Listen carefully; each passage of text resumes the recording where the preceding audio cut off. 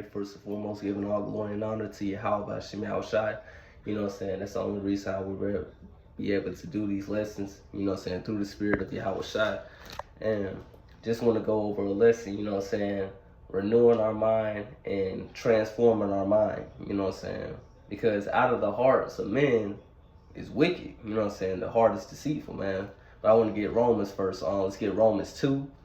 Verse 28, it says, for he is not a Jew, which is one outwardly. So we're not trying to be a Jew that's outwardly. We're not trying to be a Jew that's making it look good on the outside. But you're full of extortion, hypocrisy, lies. You know, you're dealing in secret sins. You know, you don't want to be that brother or sister, man. You know what I'm saying? I love the brothers that I labor with. This is the one thing we always stress. You don't want to be dabbling in secret sins. You know what I'm saying? So, it says, neither is that circumcision, which is outward in the flesh, but he is a Jew, which is one inwardly, and circumcision is that of the heart, in the spirit and not in the letter, whose praise is not of men, but of the Most High. Because at the end of the day, we're trying to impress YAHAWASHI. That's what we're trying to impress. We're not trying to impress the next brother that we labor with. We're not trying to impress the next sister. We're not doing none of that. We're actually trying to, you know, renew our minds. We're actually trying to be circumcised in our minds. Let's get that in the, what is circumcision? Let's go to Deuteronomy chapter 10 real quick. Let's get Deuteronomy 10. Circumcision of the heart. What does that mean? This is Deuteronomy 10, verse 16. It says, circumcise therefore the foreskin of your heart, your mind, and be no more stiff-necked. So we got to stop being stiff-necked to the Lord's commandments, because throughout history, our people love being stiff-necked. We never like keeping the laws of God. We always, you know, put it in our minds that we're going to cast his law behind our back and go live like the heathen nations. No, we have to renew our mind every day.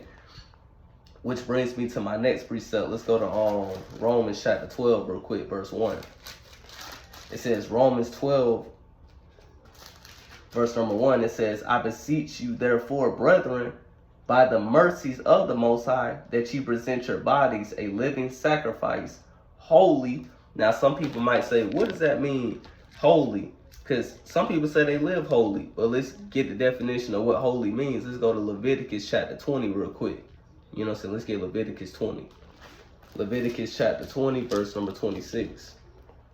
It says, and ye shall be holy unto me, for I, the Lord, am holy, and have surveyed you from other people, that ye should be mine. So holy means just being set apart. The Lord called the 12 tribes of Israel to be set apart people, something most precious to him, somebody that he given a perfect law that he wants us to walk after.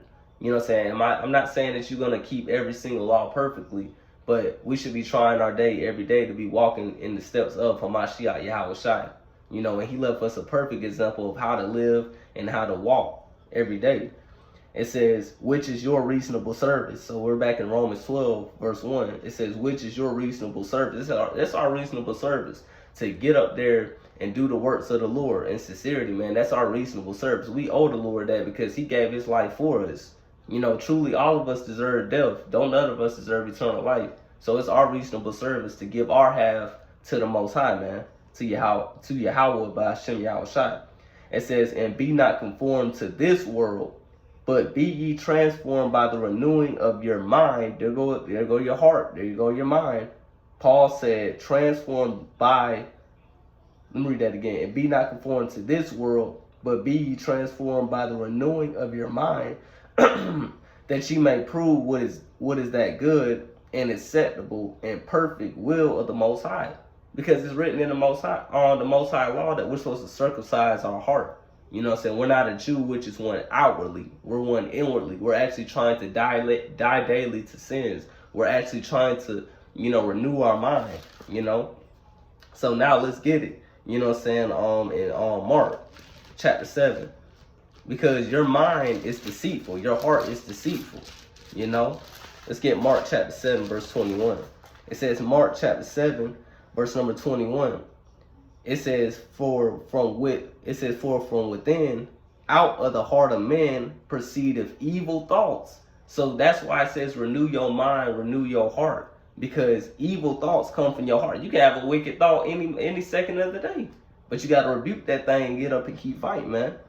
It says adulteries, fornications, murders, thefts, covetous, wickedness, deceit, lasciviousness, an evil eye, blasphemy, pride, foolishness. All these evil things come from within and defile the man. So that's why we got to renew our mind every day, circumcise our heart.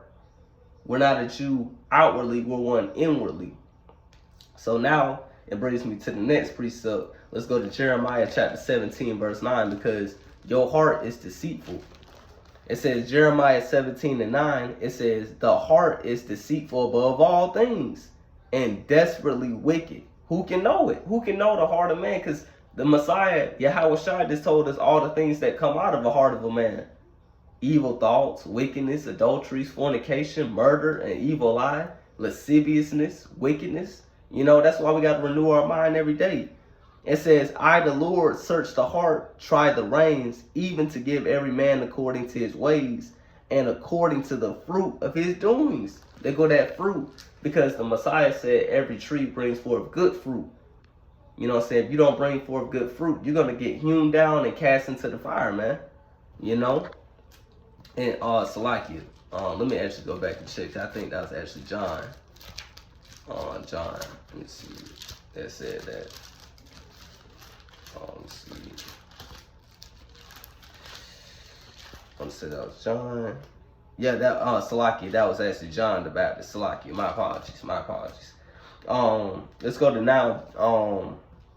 Let's go to Psalms 119, verse 11. So we want to actually hide the word of the Most High in our hearts, in our mind, that we don't sin against him, man. You know, this is Psalms 119, verse 11. It says, thy word have I hid in my heart, that I might not sin against thee. So you always want to have the Most High's commandments on your mind constantly.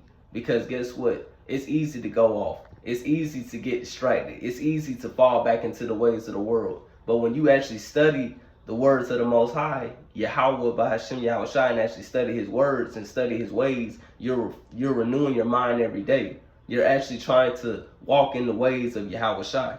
You know, because I'm going to get this last precept. You don't want to walk after the ways of your own heart. You know what I'm saying? Because that's going to lead to destruction, man. You know, let's get this in Jeremiah chapter 10 real quick. Verse 14. You know, let's get this real quick. Jeremiah 10 verse 14, it says, every man, it's actually 14 and 10, Salaki. Jeremiah 14 and 10, it says, thus saith the Lord unto this people, unto his people, thus have they loved to wander, they have not refrained their feet. Therefore the Lord doth not accept them. He will now remember their iniquity and visit their sins. So you don't want to be that brother or sister that the Lord don't accept you, because you never actually came back as a newborn babe. You didn't transform your mind. You wasn't trying to be a Jew inwardly. You was not walking after the ways of YAHAWAH, BAHASHAM, YAHAWASHI, man. You know, and that brings me to the final precept. All praise and honor and glory to YAHAWAH, BAHASHAM, YAHAWASHI. Shalom.